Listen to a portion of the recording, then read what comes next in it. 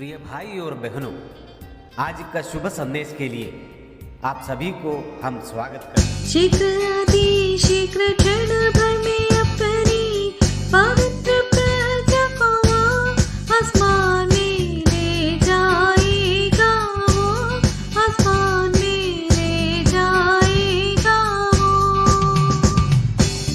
तुरही की गूंज और स्वर्गीय दूतों संग कोटि रेतों के संग आएगा मेरा रक्षक, वो मेरा प्रिय उद्धारक। आज का संदेश प्रभु के दास जोशी अब्राहम आसाम से बांटा जाएगा। प्रार्थना के साथ सुनिए।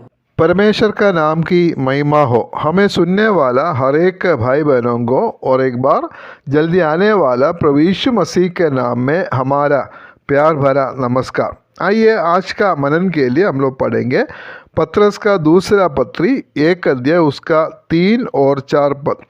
क्योंकि उसकी ईश्वरीय सामर्थ्य ने सब कुछ जो जीवन और भक्ति के संबंध रखता है हमें उसी की पहचान के द्वारा दिया है, जिसने हमें अपने ही महिमा और सद्गुण के अनुसार बुलाया है, जिनके द्वारा उसने हमें बहुमूल्य और बहुत ही बड़ी प्रतिज्ञाएं दी है, ताकि इनके द्वारा तुम उस सड़ाहट से छूटकर जो संसार में बुरी अभिलाषाओं से होती है ईश्वरीय स्वभाव के सहभागी हो जाओ।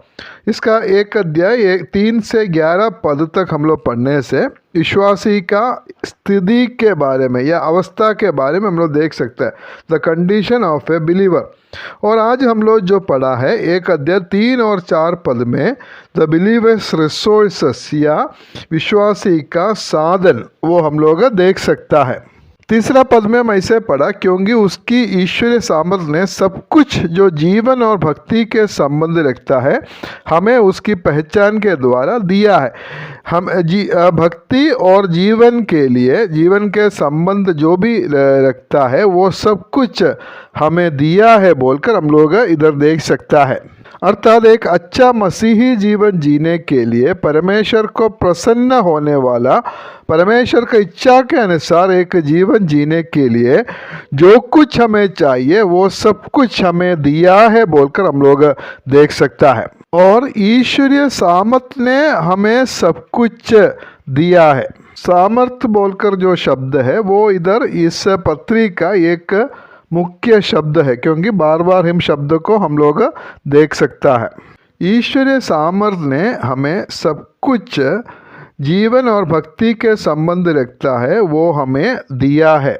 जीवन और भक्ति का मतलब है एक भक्ति का एक जीवन, एक अच्छा एक मसीही जीवन, जैसा परमेश्वर चाहता है वैसा एक जीवन। और ऐसा एक जीवन उसी की पहचान के द्वारा दिया है। पहचान बोलकर जो शब्द है यूनानी भाषा में एपिग्नोसिस है, और हम लोग पिछले सप्ताह में हम लोग उसके बारे में देखे थे, और उसका सही मतलब है अनुभव के तौर पर होने वाला ज्ञान। प्रभु यीशु मसीह को हम जितना अधिक पहचानेंगे उतना एक अच्छा एक आत्मिक जीवन हम लोग इस दुनिया में हम लोग जी पाएंगे। फिलिपियों का पत्री 4 का 13 पद में ऐसे पढ़ता है, जो मुझे सामर्थ्य देता है उसमें मैं सब कुछ कर सकता हूँ। ईश्वरीय सामर्थ्य से हम लोग इस दुनिया में परमेश्वर जैसे चाहते हैं वैसा एक आत्मिक जीवन या एक भक्ति का जीवन हम लोग जी सकता है। क्योंकि ऐसे जीने के लिए जो कुछ हमारा जीवन और भक्ति के लिए जो कुछ चाहिए वो सब परमेश्वर हमें दिया हुआ है, हमारा आत्मिक जन्म के साथ साथ। जब एक नया बच्चा जन्म होता है और वो सारे अंगों के साथ उसका जन्म होता है, इसलिए उसको आगे की ओर बढ़ सकता है।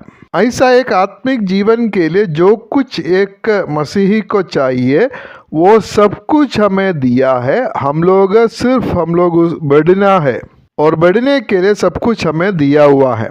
तिमुथियुस का दूसरा पत्री 3 अध्याय उसका 16 और 17 पद में हम लोग ऐसे पढ़ता है, संपूर्ण पवित्र शास्त्र परमेश्वर की प्रेरणा से रचा गया है और उपदेश और समझाने और सुधारने और धर्म के शिक्षा के लिए लाभदायक है, ताकि परमेश्वर का जन सिद्ध बने और हर एक भले काम के लिए तत्पर हो जाए। संपूर्ण पवित्र शास्त्र अर्थात परमेश्वर का वचन आज हमें दिया हुआ है। और क्यों दिया है? ताकि हम लोग आत्मिक तौर पर हम लोग बढ़े। और इधर हम लोग पढ़ता है कि परमेश्वर की प्रेरणा से संपूर्ण पवित्र शास्त्र रचा गया, उपदेश समझाने सुधारने और धर्म के शिक्षा के लिए वो लाभदायक है।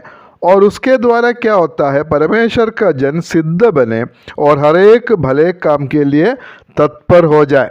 और पहला पत्रस 2 अध्याय उसका 1 और 2 पद में वैसे पढ़ता है, हर प्रकार का वैरभाव और छल और कपट और डाह और निंदा को दूर करके नए जन्मे हुए बच्चों के समान निर्मल आत्मिक दूध की लालसा करो, ताकि उसके द्वारा उद्धार पाने के लिए बढ़ते जाओ। परमेश्वर के वचन इधर हम लोग देख सकता है, निर्मल आत्मिक दूत है, हमें बढ़ने के लिए दिया है। इस वचन के द्वारा हम लोग बढ़ सकता है, परमेश्वर के जन सिद्ध बन सकता है परमेश्वर के वचन के द्वारा। और इस वचन हम लोग पीना है, उसको पढ़ना है और सीखना है और उसमें हम लोग बढ़ना है। अगर एक विश्वासी आत्मिक तौर पे नहीं बढ़ता है तो उसका कारण है परमेश्वर उसको दिया हुआ साधन या रिसोर्सेस का सही इस्तेमाल वो नहीं करता है। परमेश्वर उसके लिए एक अच्छा आत्मिक जीवन जीने के लिए सारा वातावरण या परिस्थिति उसको दिया है, लेकिन उसको सही रीति से इस्तेमाल नहीं करने के द्वारा वो बढ़ नहीं पाता है। इब्रानियों का पत्री 5 अध्याय उसका 12 पद से मैं से पढ़ता है, समय के विचार से तो तुम्हें गुरु हो जाना चाहिए था, तो भी ये आवश्यक हो गया है कि कोई तुम्हें परमेश्वर के वचनों की आदि शिक्षा फिर से सिखाए। तुम तो ऐसे हो गए हो कि तुम्हें अन्न के बदले अब तक दूध ही चाहिए, क्योंकि दूध पीने वाले बच्चे को तो धर्म के वचन के पहचान नहीं होते हैं, क्योंकि वो बालक है। परमेश्वर हमसे ये नहीं चाहता है हमेशा हम आत्मिक तौर पे शिशु होकर रहे। परमेश्वर हमसे चाहता है कि हम लोग आगे बढ़ते जाए। बढ़ने के लिए परमेश्वर के वचन का अध्ययन हम लोग करना है और परमेश्वर का जो आत्मा का अधीन हम लोग रहना है। परमेश्वर का वचन अध्ययन कर कर वो वचन हमारा जीवन में लागू कर कर हम एक अच्छा एक मसीही जीवन हम लोग जी सकता है। हम लोग का एक भक्ति का एक जीवन जीने के लिए जो कुछ हमें चाहिए वो सब कुछ हमें दिया है। इसलिए हम लोग दूसरा पत्रस 1 अध्याय उसका 3 पद में ऐसा पढ़ा, क्योंकि उसकी ईश्वरीय सामर्थ ने सब कुछ जो जीवन और भक्ति के संबंध रखता है हमें उसी की पहचान के द्वारा दिया है, जिसने हमें अपनी ही महिमा और सद्गुण के अनुसार बुलाया है। प्रभु हमें सहायता करे कि हम लोग एक अच्छा एक मसीही जीवन हम लोग जिए, हमारे जीवन के द्वारा परमेश्वर का महिमा हो और उसको एक प्रसन्न करने वाला जीवन हम लोग जिए। परमेश्वर का नाम की महिमा हो। परमेश्वर आप सभी को आशीष करे।